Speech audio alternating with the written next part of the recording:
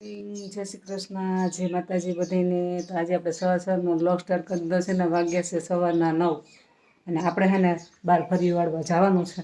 તો પહેલાં આપણે બધું ફરી વાળીએ, કારણ કે આપણે અત્યારમાં બધું છે ને ઘરનું તો આપણે વાસી કામ બધું થઈ ગયું છે અને આપણે વારવાનું છે ફરિયાનું બધું કામ બાકી। એટલે બહારનું ફરી એક વખત તો અમે જોકે વારી લીધું છે અને બીજી વખત છે ને આપણે વારવા જવાનું છે અને પછી આપણે કરવાના છે ઘઉં હમણાં। તો આપણે અહીંયા જો પાછળ આપણે તમે જોઈ શકો છો આપણે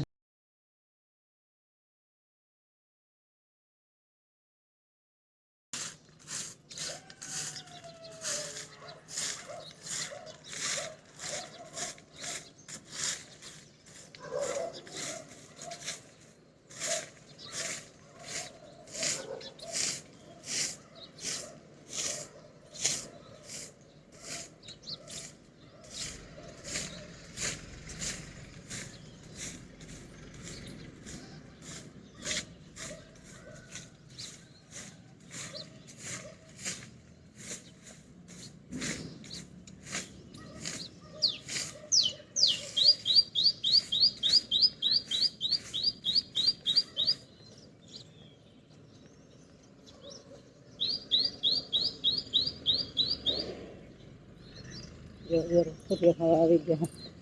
ખોડિયા ભાઈ ખાવા આવી ગયા તમે જોઈ શકો છો। અત્યારમાં અમારે અહીંયા આ રીતના હે ને ચાલુ જ હોય ઢોર અહીંયા, કારણ કે મહેંદી વાવી છે ને એટલે મહેંદી ખાવા હાટું ચાલુ જ હોય। તો આપણે આમાં ફરી વાર લીધો તો બપોર થાય ને તો આના પાન બધા ખરી પડશે બધા પાન ખરી ઋતુ આવી ને એટલે વાને હે ને બિલીના પાન બધા ખરી પડશે। અને મિત્રો બીજી એક વાત કે જો અમારે અત્યારે હે ને બિલા પાકીને ખરે છે તમે જોઈ શકો છો। તો અટાણામાં ઉનાળામાં હે ને આ બિલાનું શરબત પીવાથી બહુ એવું સારું આવું તમને ક્યારેય લૂ નથી લાગતી, ગરમી નથી લાગતી, તમે તડકાને આવ્યા હોય તો તમે બિલાનું શરબત પી શકો છો। તો જેને પણ જો બિલા જોતા હોય તમારો કોન્ટેક કરે અને બિલા જોતા હોય ને તો અહીંથી લઈ જાય, કારણ કે એટલા બધા પાકીને ખરે છે ને તમે તોડીએ તો તૂટે નહીં પણ ઓમીની રીતે ખરે। અને આવું કંઈક અમારો ઓસામેલનો નજારો છે। પાછા ને બધા વાદળા થઈ ગયા છે કે આજે પાછું વરસાદ જેવું થોડું વાતાવરણ દેખાય જેવું થઈ ગયું છે અત્યારમાં।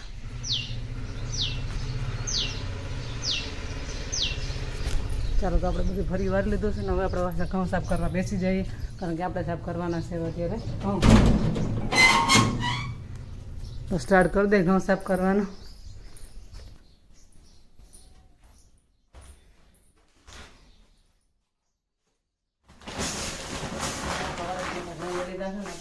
સાફર કરવાના છે શરૂઆત જ કરી છે, બહુ છે ને કાગળ છે છોકરા છે આપણે કાઢી નાખીએ।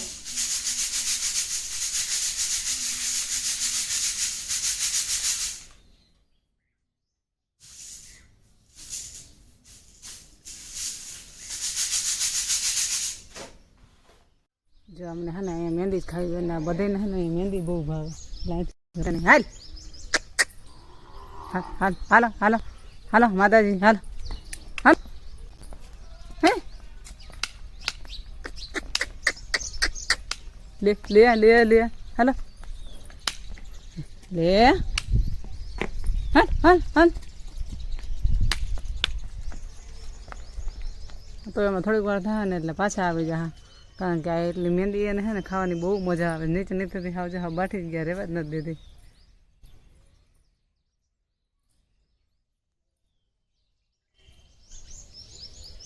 સામે ઊભા છે જો ઢોર, બધા રાહ જોઈને જ ઊભા છે।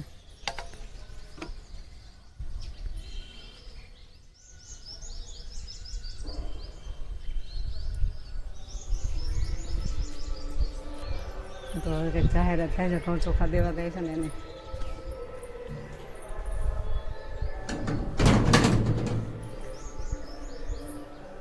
ગેસનો બાટલો પૂરો થઈ ગયો, ચૂલો હરગાવી લે। ચૂલો હળગાવતા મને ક્યાં આવડે છે? ઘર હરગાવતા આવડે છે, ચૂલો હરગાવતા નથી આવડતો। મમ્મી શું બનાવો છો? સરસ મજાનું કારેલાનું શાક।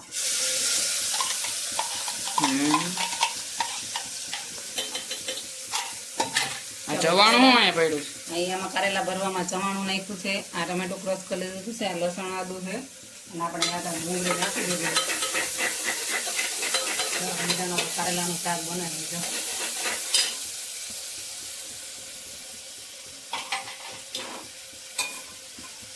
આ ટમેટાની ગ્રેવી છે એ નાખી દેશું.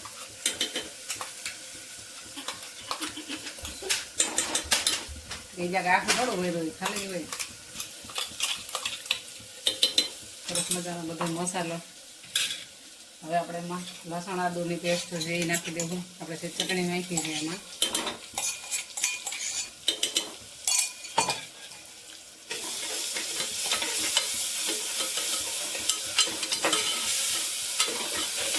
સરસ મજામાં આપણે ગ્રેવી કરી લેવાની છે.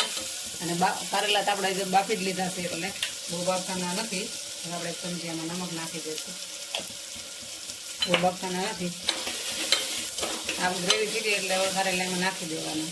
અમે આ રીતના શાક બનાવી, તમે કઈ રીતના બનાવો છો ત્યાં કોમેન્ટ કરજો. આપણે સરસ મજાની ગ્રેવી પાકી ગઈ છે. હવે એમાં આપણે કારેલા નાખી દઈશું.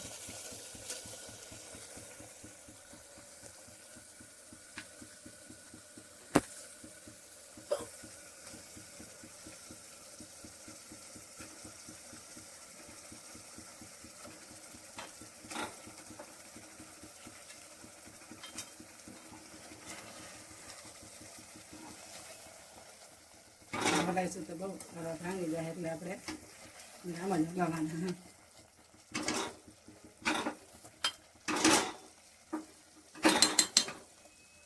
કરેલાનું શાક મસ્ત મજાનો 5 મિનિટ રાખીએ.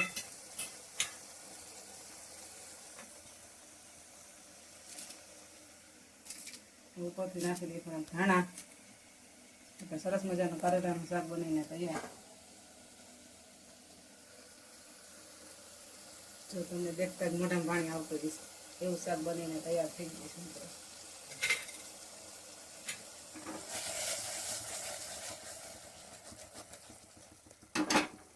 શાક બનીને તૈયાર થઈ ગયું. થોડીક વાર રાખી દઈએ. પાપડ શેકાઈ છે.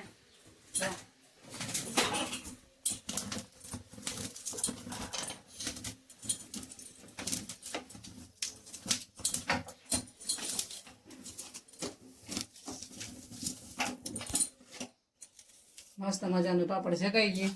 અહીંયા બની ગઈ છે રોટલી સરસ મજાની. અને અહીંયા સરસ મજાનું બની ગયું છે ડુંગળી સુધારેલી લગી છે. તેનું આપણું કારેલાનું શાક બનીને તૈયાર થઈ ગયું છે. તમે જોઈ શકો છો. તો ચાલો હવે બેસી જઈશું અમે જમવા. તો તમે બધા આવી જાઓ તમારા ભેગા જોડે જમવા બપોરા કરવા. ચાલો.